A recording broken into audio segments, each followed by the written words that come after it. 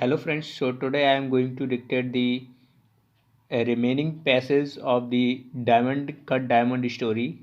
So get ready, 3 seconds to go.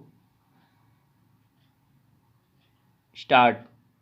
Lala ji, he cried, surely you remember me and the little box I gave you to take care of. And you promised, yes, indeed, you promised very kindly that I might return to claim it, and you scoundrel roared Bika Mul, get out of my shop, be off with you, you impudent scamp. Everyone knows that I never keep treasures for anyone. I have trouble enough to do to keep my own. Come off with you. With that he began to push the merchant out of the shop, and when the poor man resisted, two of the bystanders came to Beekamul's help and flung the merchant out into the road like a bale of goods dropped from a camel. Slowly he picked himself up out of the dust, bruised, battered, and bleeding, but feeling nothing of the pain in his body, nothing but a dreadful numbing sensation that after all he was ruined and lost. Slowly he dragged himself a little further from where the flat and furious Bikamul still stood amongst his disordered silk and carpets, and coming to a friendly wall, he crouched and leaned against it, and putting his head into his hands, gave himself up to an agony of misery and despair. There he sat motionless, like one turned to stone, whilst darkness fell around him, and when, about 11 o'clock that night, a certain gay young fellow named Kusi Ram passed by with a friend, he saw the merchant sitting hunched against the wall and remarked, "A thief, no doubt." "You are wrong," returned the other. "Thieves don't sit in full view of people like that, even at night." And so the two passed on and thought no more of him.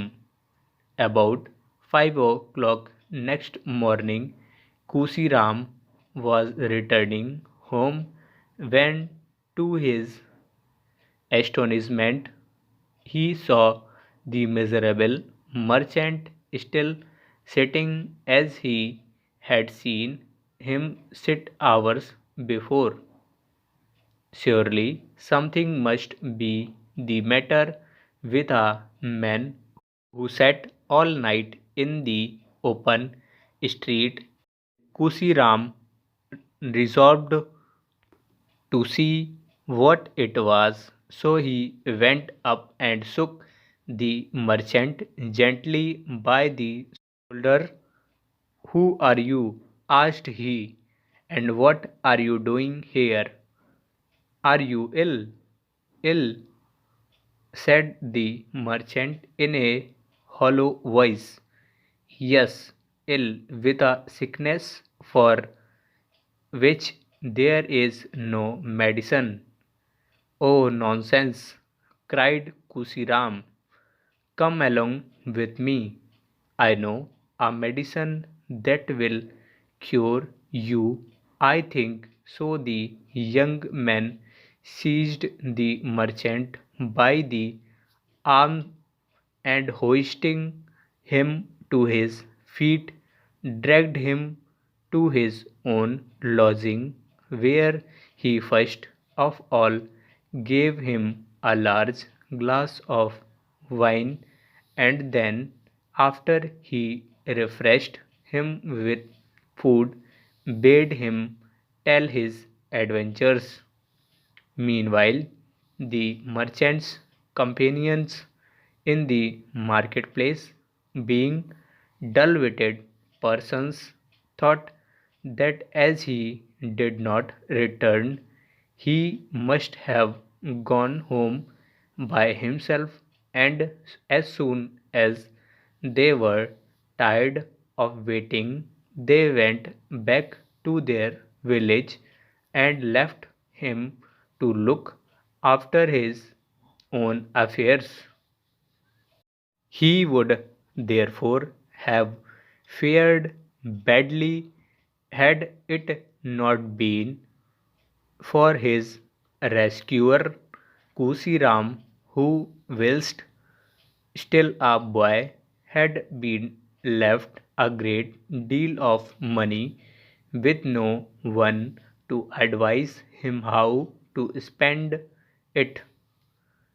He was high-spirited, kind-hearted, and shrewd into the bargain, but he threw away his money like water, and generally upon the nearest thing or person in his way, and that, alas, most often was himself.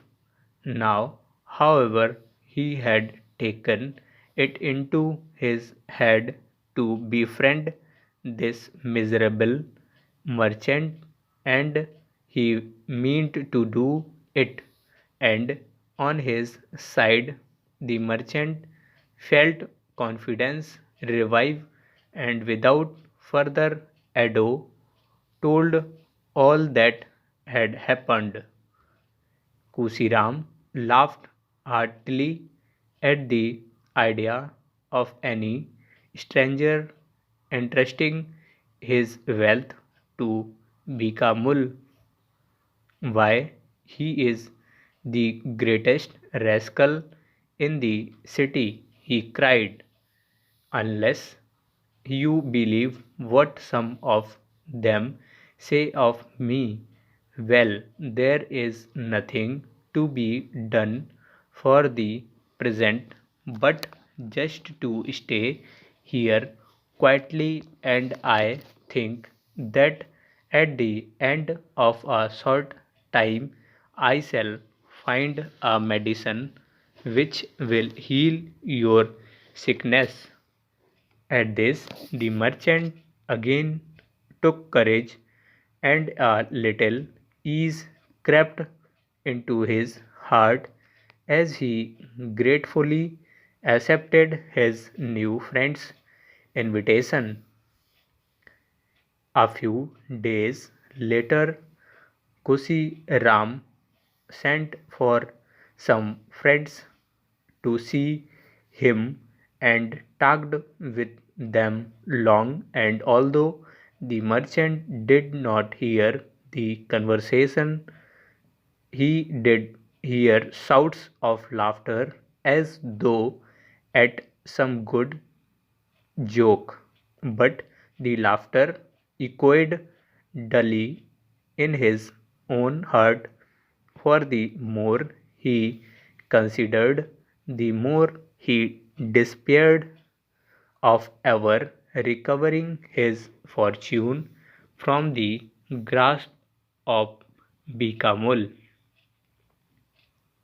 One day, soon after this, Kusiram came to him and said, "You remember the wall where I found you that night near Bikamul shop?"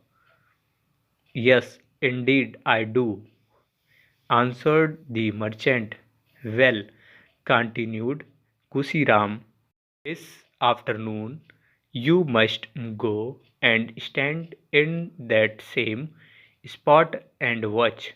And when someone gives you a signal, you must go up to Bikamul and salute him and say, "Oh Lalaji, will you kindly let me have back that box of mine which you have on trust?" "What's the use of that?" asked the merchant.